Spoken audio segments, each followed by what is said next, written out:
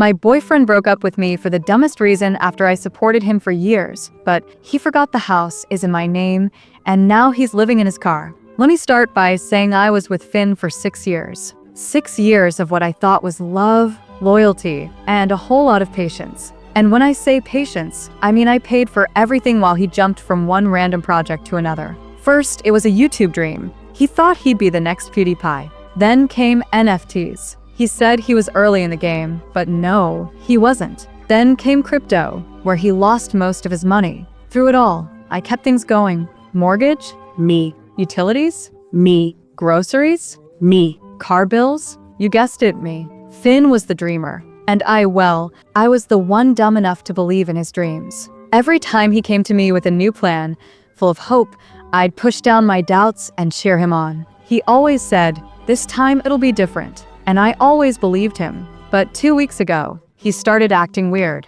always on his phone, saying stuff like, "I need space to grow, and I'm finding myself." At first, I thought he was getting ready to start another wild project. But then he began judging the house. He'd point out dirty dishes or laundry and act like I was a slob. Then one day, he sat me down at the kitchen table. I thought he was going to tell me about another failed plan, but nope. He said, "I think we should break up. You don't do enough around the house." I laughed, thought he was joking, but he was serious. This man, who I'd basically mothered for 6 years, said I didn't help enough. When I asked him what he meant, he said, "You never clean up." I do all the emotional work here. Emotional work? I work full-time to pay every bill while he stays home brainstorming. Sure, sometimes I'm too tired to do the dishes or forget to fold clothes. Sometimes I leave my coffee mug on the counter. But I also keep the lights on, the fridge full, and the house running. His biggest contribution? Rearranging books by genre and throwing out my Tupperware because it didn't spark joy.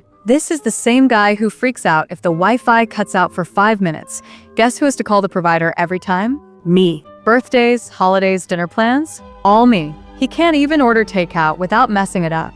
And here's the crazy part. After the breakup, he acted like the house was his. He even said this could be a fresh start for us both, and maybe I should go live with my mom. He talked about turning the guest room into his office and maybe getting a dog. That's when it hit me. He seriously forgot or never knew the house is mine. It was left to me by my grandparents. Every payment, repair, bill, it's all in my name. So I calmly went upstairs, locked myself in my room, and didn't argue. I let him keep thinking he was winning. Let him believe I was the one leaving. Because the truth, he had no idea what was coming. First update, like I said, Finn broke up with me saying I didn't do enough around the house. Hilarious, since I paid every bill while he found himself for 3 years. I cooked, cleaned, and handled everything outside his gaming chair. After the breakup, he walked around like he owned the place, left messes, gamed till 4 a.m., and even told me how to pack and when to leave.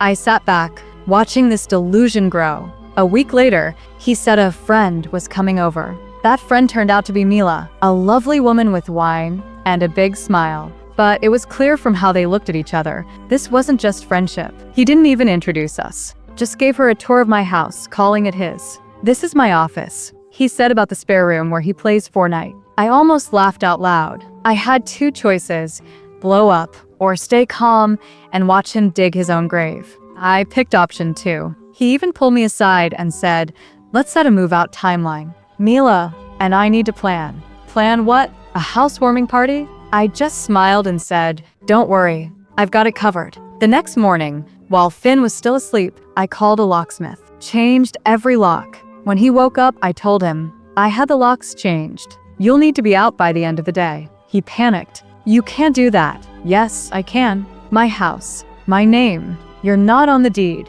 Not welcome here anymore." He begged, pleaded, said he thought I loved him. Mila showed up, expecting a cozy night. Instead, she saw Finn packing his things. Her face said it all. "Wait, this isn't your house?" "Nope."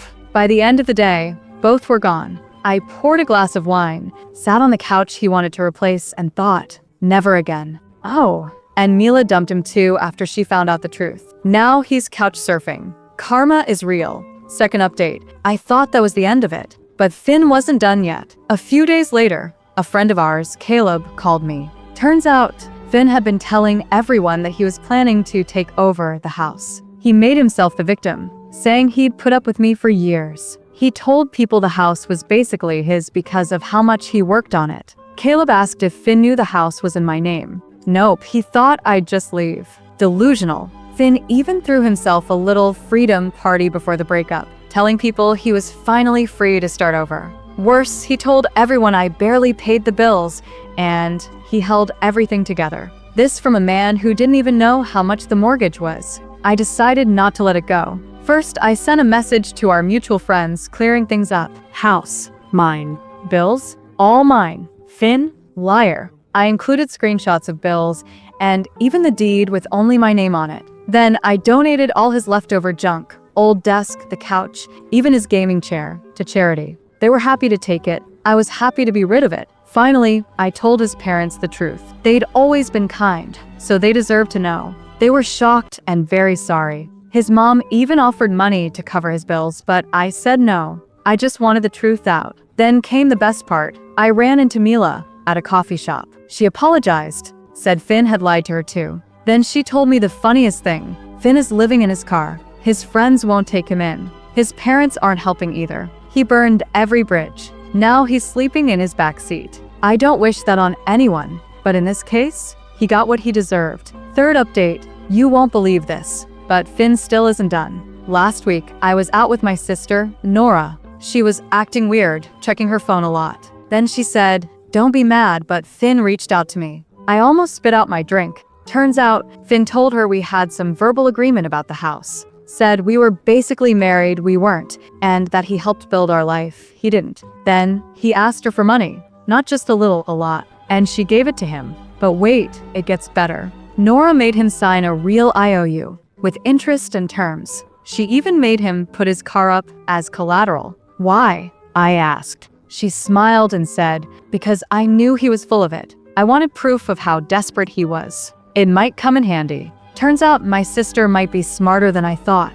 And to top it all off, Caleb sent me screenshots of Finn's recent social media posts. He's still playing the victim, still lying. But now, thanks to Nora and Caleb, I've got receipts. And Finn, he's got a car, an IOU, and a long list of people who don't want anything to do with him. The end. For real this time.